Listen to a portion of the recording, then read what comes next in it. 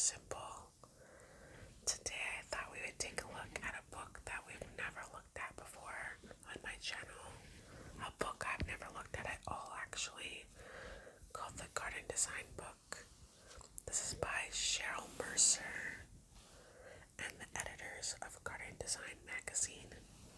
This is a coffee table book that my husband picked up for me a very long time ago at a bookstore like sale. They were having a sale where you could buy a whole bag of books for like $1 or $2, so however much you could fit in a grocery shopping bag that they provided. It was like $1 or $2. And this book, which is kind of old, I believe the copyright is 1997. This book was in that sale, so I thought that we could start to take a look together. There's no way, you can tell by how thick it is, full of words and pictures, of course. There's no way we would get through the whole thing today, but there can definitely be a part 2 or part 3 if this is a book that you guys like.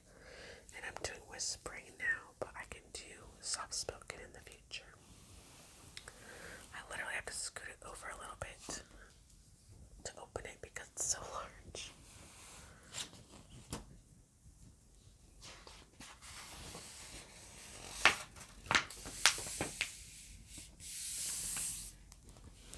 It says The Garden Design Book. This is the title page. Everything's really pretty and green and simple.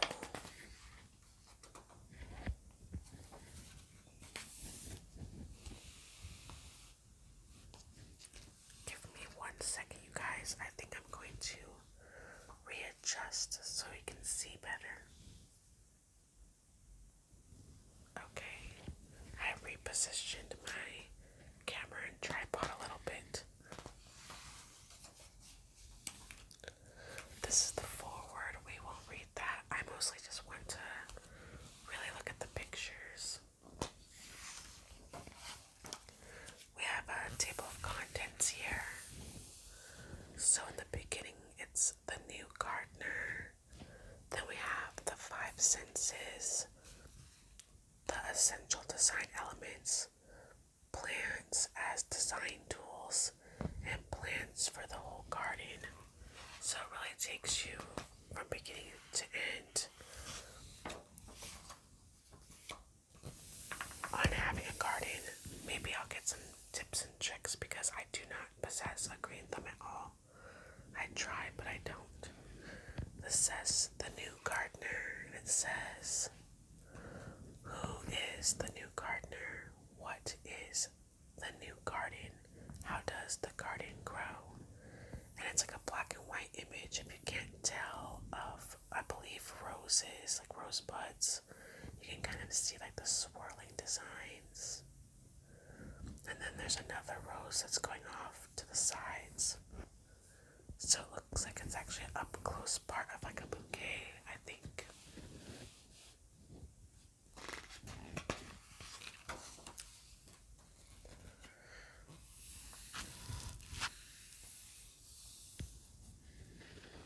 It says, when I first took up gardening, I rarely talked about it with my friends. No more than I would have made it my own. That I'd taken up, say, bingo, shuffleboard, bullfighting, or any other dubious out of the mainstream weekend pursuit. Who is the new gardener? Has like little kid hands in the dirt. It's cute.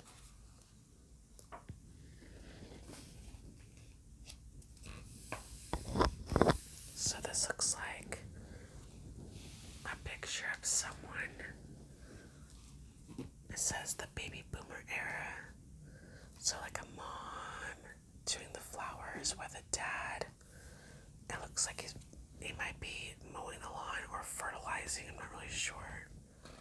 Yeah, dad spreads chemical wonders to maintain the weed-free lawn that the neighbors envy.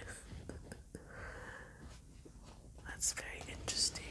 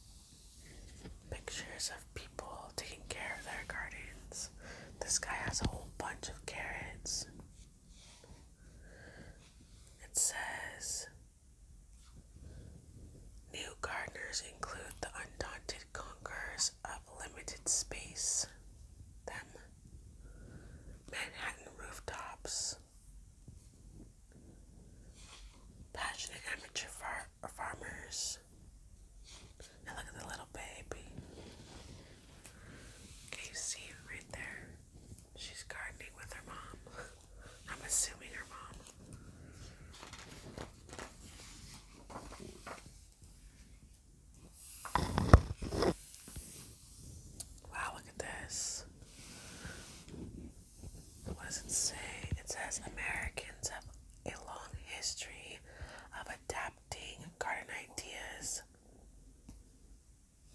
gleaned from their travels or other travelers' souvenirs.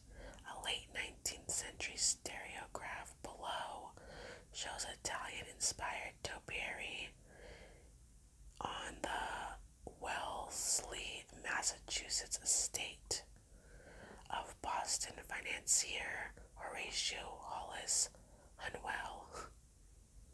So he must have traveled, come back from his travels in Italy, and decided to copy for his own estate.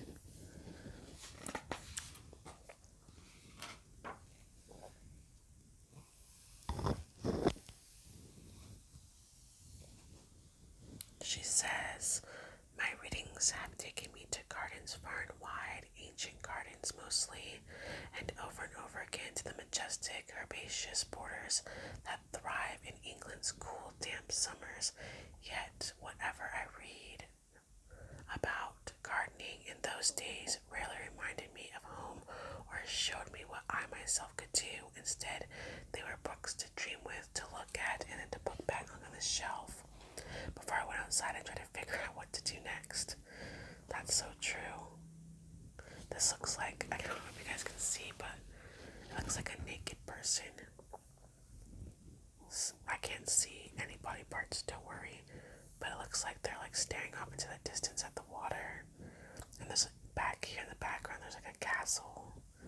It says Maxfield Parrish painted the Villa Este, or D'Este, I don't know, for Edith Wharton's Italian Villas and Their Gardens, 1904. Wow. Very romantic.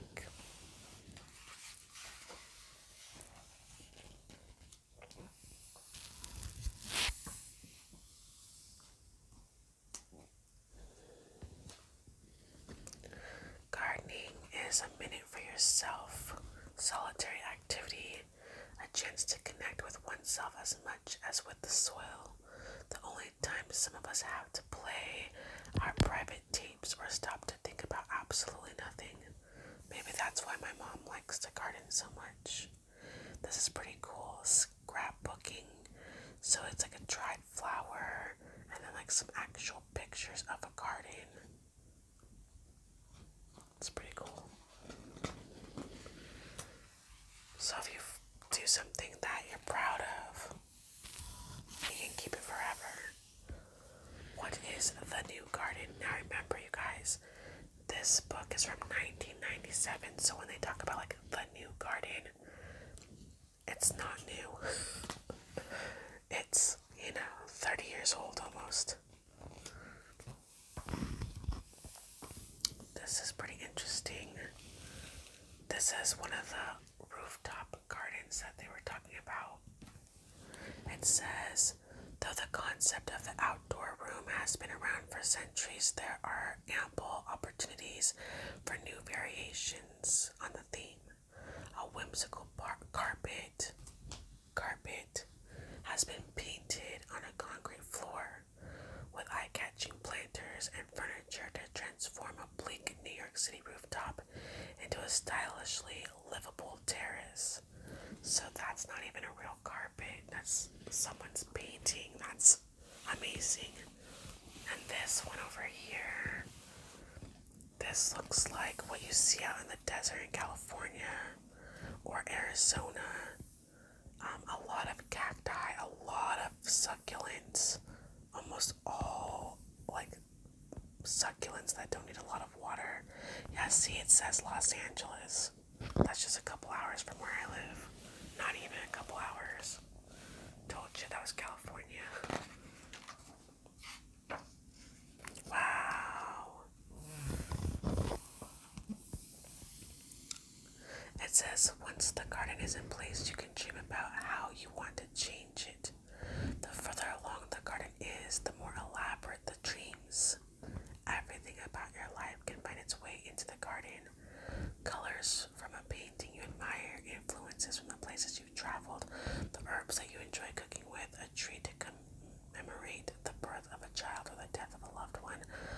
sapling that you transplanted when your childhood home was sold, so you take a bit of your history with you into tomorrow. Oh, I love that. Man, I wish I knew how to garden better. Look how beautiful this is. This looks like England. It's New York, but it looks like something you'd see in England. How pretty. It says, old rules, flowers and flower beds, edible crops and vegetable patches are being tossed aside in gardens like this one by Dean Riddle. Beets and eggplants are next to angels, trumpets, and cosmos. I like it that's all mixed together, no rules. You kind of just appreciate the beauty of everything that's growing for what it is.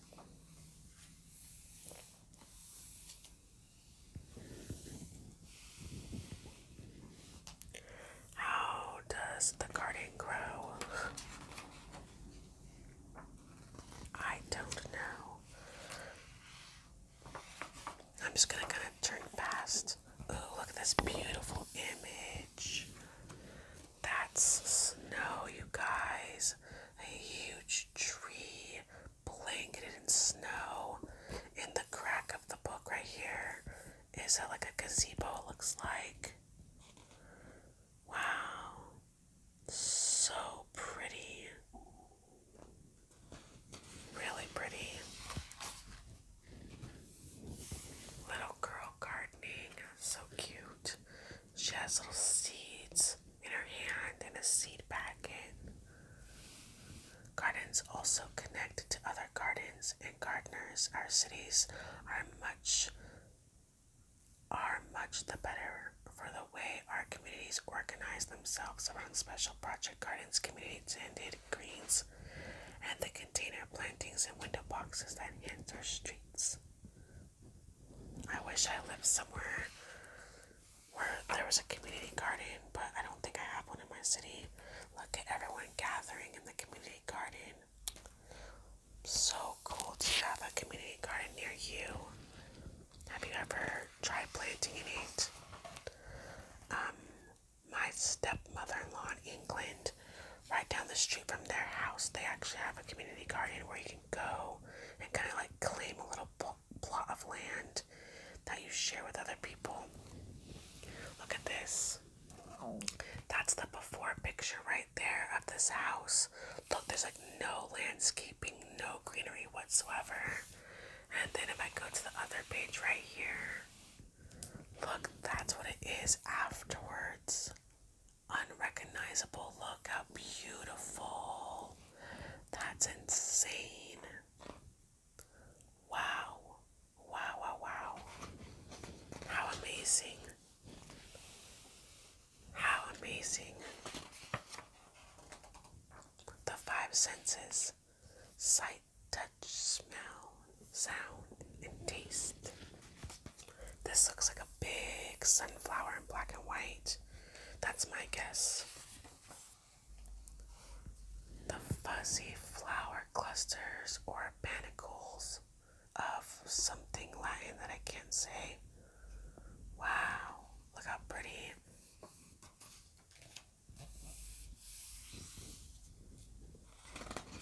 Really pretty.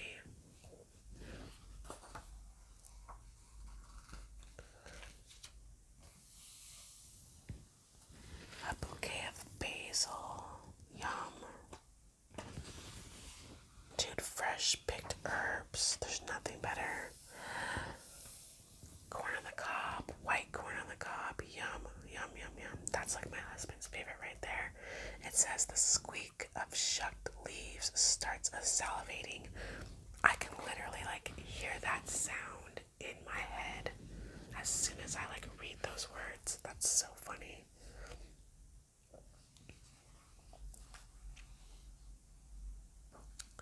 Sight. Look how beautiful. This is so pretty. Look at the planters in the wall. Really, really pretty. Design in 3D.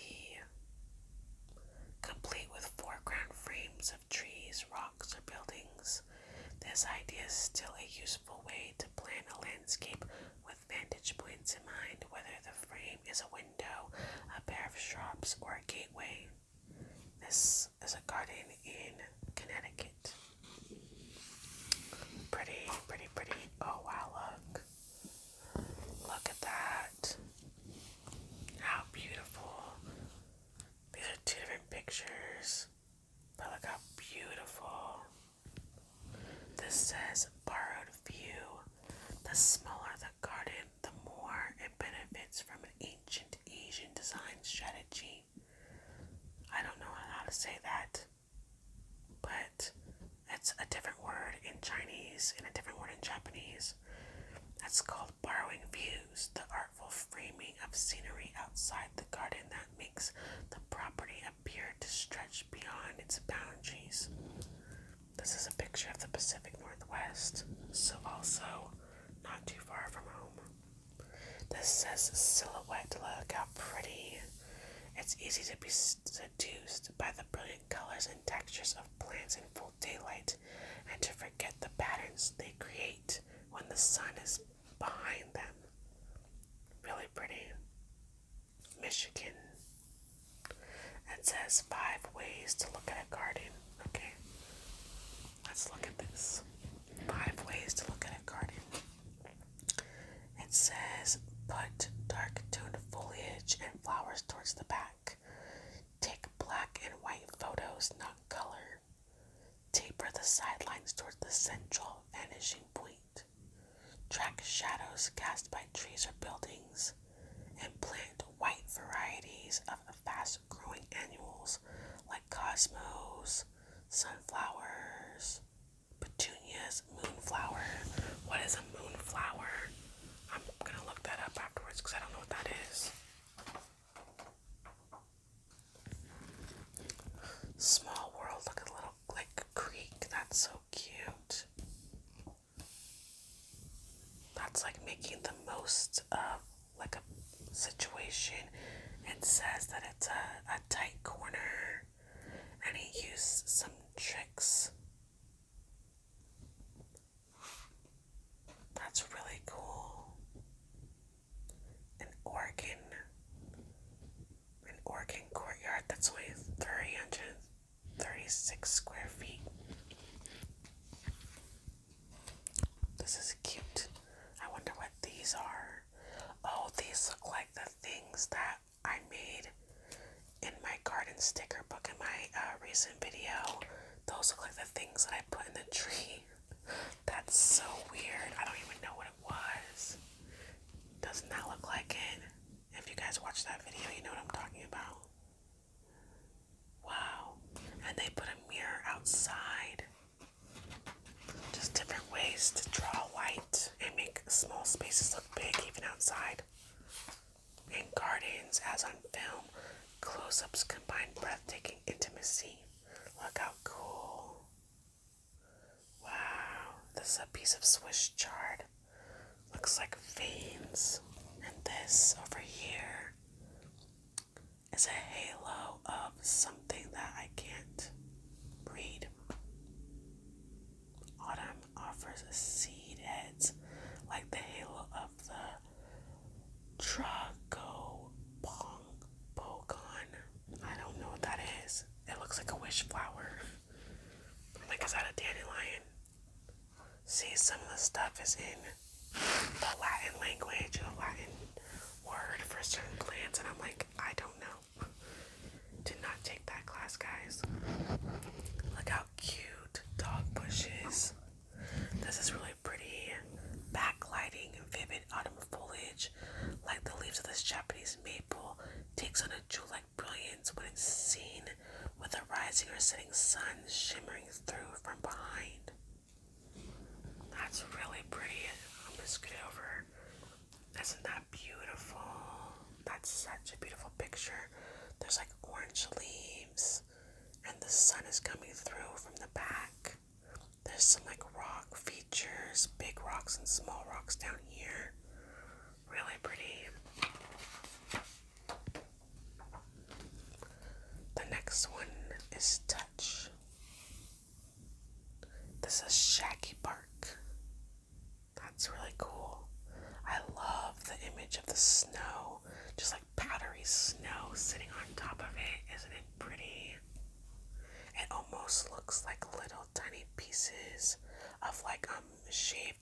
chocolate, you know, like on top of a dessert. If you didn't know that this was like a gardening book and you just showed someone this image, they would probably think it's like an up close shot of some kind of dessert. 6 ways to touch your garden. It says garden surfaces for bare feet. So make sure that you have places where you can walk and you can feel the beauty of your outdoor space underneath you. Fingers see better than our eyes. That's very true. Use gloves. Get a huggable tree. That's funny. And cuddly lamb ears. That's these, I guess. Plants that ask to be grasped. Okay.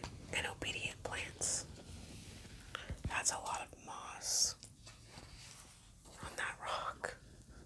Oh, look it. I love cactus. Cacti.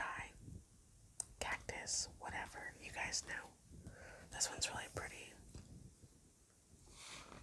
Brushing up. I love when gardens like this, they have fluffy stuff that overhangs and you want it to be that way. So as a person's walking the path, nature kind of grazes their arm or grazes their leg as they're walking. Like you can almost feel these bushes like gently brushing against your skin, which is really cool. Smell. Of course they have to get the classic rose. Oh, it says classic rose. That's funny. Look how beautiful. Just so pretty. Just so pretty. All my roses are blooming in my backyard right now.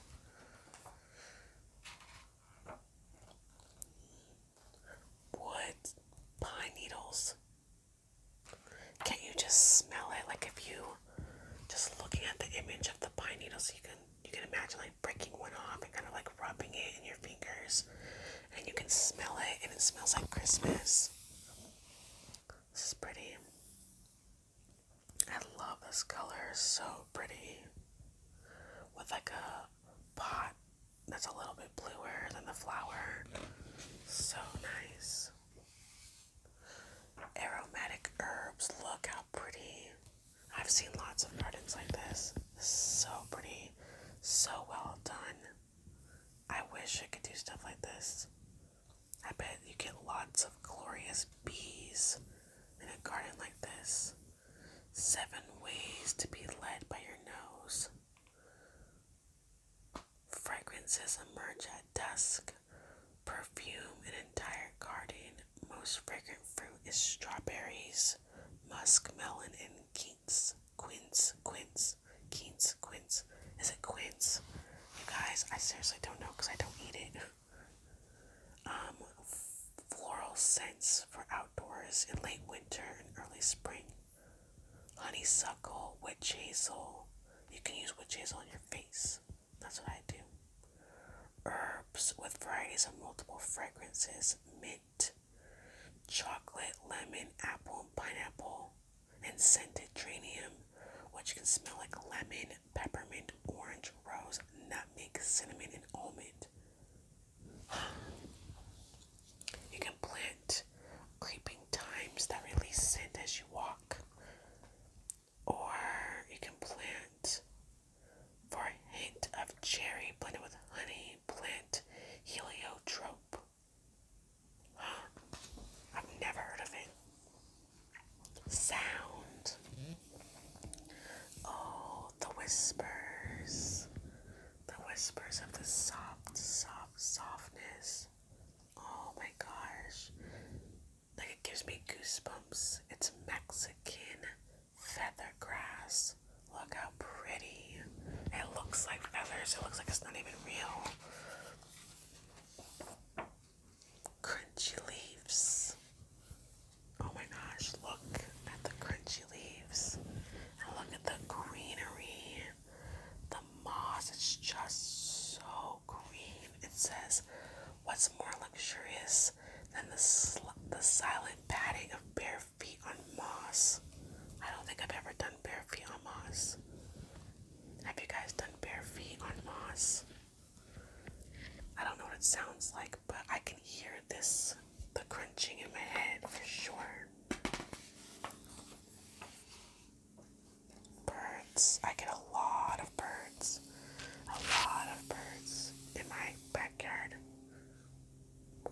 music. I don't have a water feature. I have a bird bath, but it doesn't run. I just fill it with water. Taste. Yum. Blueberries. It says bored with the bland, mushy blueberries at the supermarket. Grow a plump, toothsome crop of your own. The high bush blueberry shown here and southern rabbit eye blueberry are two of the tastiest. Lots of fresh herbs, sun-ripened tomatoes. I should try, to grow tomatoes and strawberries. If you guys have gardening tips for someone that is very much likely going to kill it, please let me know. Any advice, I will listen to you. Look at the beautiful peas in a pod. Oh my gosh. What is that? A fig. Oh wow, look at that. Oh, that's so weird. I don't eat figs unless they're in a fig Newton. And if you're unaware of what that is, it's a cookie. Okay, you guys, we're gonna stop here. I was waiting till we got to chapter 3. The essential design element, boundaries, structures, pathways, and waters. This is gonna go into much bigger pictures, as you can see. Much bigger pictures, as you can see. I don't want to give too much away, but as we go deeper into the book, it starts to explain how to set up your own garden, from what I understand. And yes, the images get much more beautiful and much more profound. Lots of colors. So I'm going to stop here. I will bookmark this so I remember exactly where I am. And if you like this book, please let me know. And if you have any gardening tips for flowers that are safe for a newbie gardener, or fruits and vegetables that I could give a try to. I'm literally going shopping for plants this Mother's Day. That's my plan. So please sound off in the comments, or if you suck at it, at gardening, then you've tried it before and you've killed succulents like I have, which shouldn't die, but I've killed them before because I'm just that bad.